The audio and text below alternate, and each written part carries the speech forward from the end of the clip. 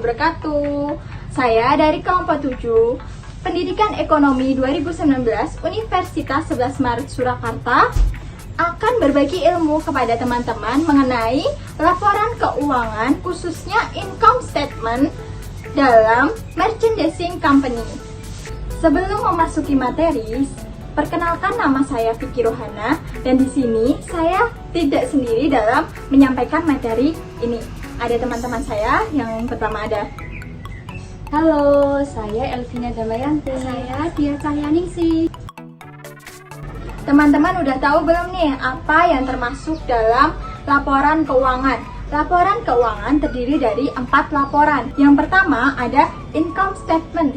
Yang kedua ada statement of change in equity. Yang ketiga ada statement of financial position. Yang keempat ada statement of cash flow. Jadi kita akan masuk ke dalam materi income statement. Apa itu income statement? Jadi income statement adalah laporan keuangan perusahaan yang merincikan tentang unsur pendapatan dan unsur beban. Jadi di dalam laporan laba rugi terdapat 2 komponen penting, yaitu pendapatan dan beban. Sehingga kita dapat mengetahui apakah perusahaan itu mendapatkan laba atau rugi. Jenis laporan laba rugi ada 2, yaitu single step atau langkah tunggal dan multiple step atau langkah multiple. Pada single step, menunjukkan hanya terdiri dari 1 kategori pendapatan dan 1 kategori beban. Pada single step ini menunjukkan versi sederhana dari laporan keuangan laba rugi. Biasanya digunakan pada perusahaan yang berskala kecil, contohnya pada perusahaan jasa. Jadi pada intinya, semua pendapatan digabung dan semua beban digabung. Nah, perbandingan dari pendapatan dan beban, maka kita akan mendapatkan laba bersih. Berbeda dengan multiple step. Multiple step ini menunjukkan perincian pendapatan dan beban yang lebih mendetail.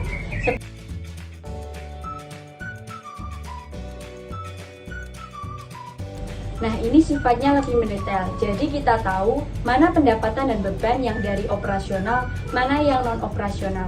Biasanya multiple step ini digunakan pada perusahaan yang berskala menengah dan besar.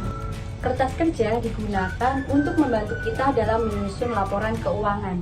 Untuk membuat laporan laba rugi, kita perhatikan pada kertas kerja bagian kolom income statement atau laba rugi.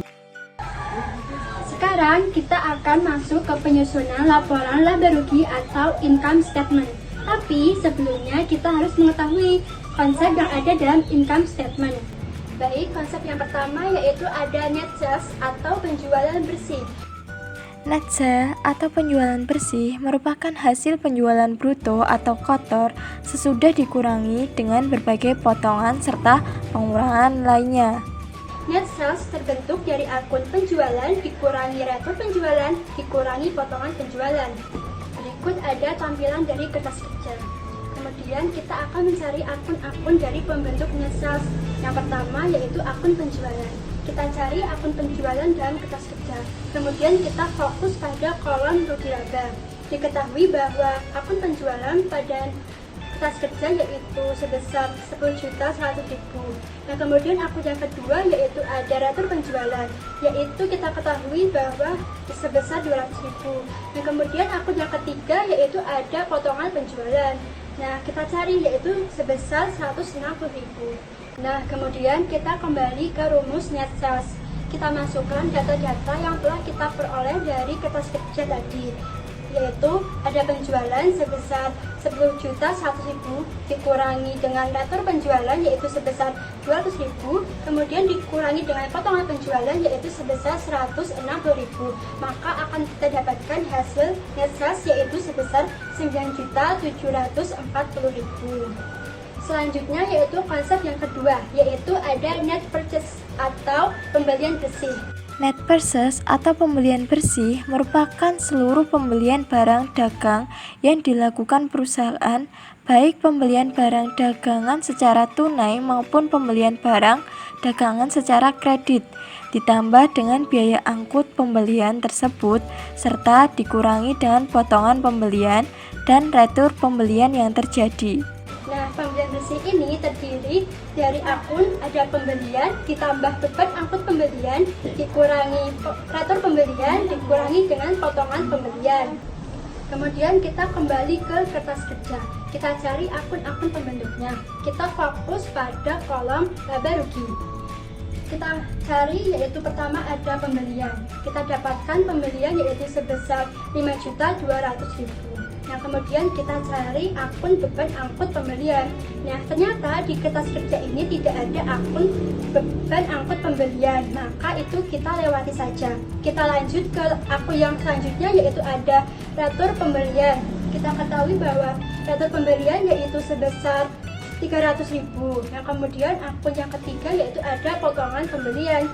Nah, kita dapatkan yaitu sebesar 30.000. Kemudian kita kembali ke rumus net process. Kita masukkan data-data yang telah kita peroleh dari kertas kerja tadi, yaitu yang pertama ada pembelian, tadi kan 5.200.000, kemudian ditambah dengan beban angkut pembelian yaitu 0, kemudian dikurangi dengan retur pembelian yaitu 300.000, kemudian dikurangi dengan potongan pembelian yaitu 30.000, maka hasilnya kita dapatkan 4.870.000. Sekian materi dari kelompok kami, semoga bermanfaat untuk teman-teman semua. Kurang lebihnya kami mohon maaf. Wassalamualaikum warahmatullahi wabarakatuh. Dadah.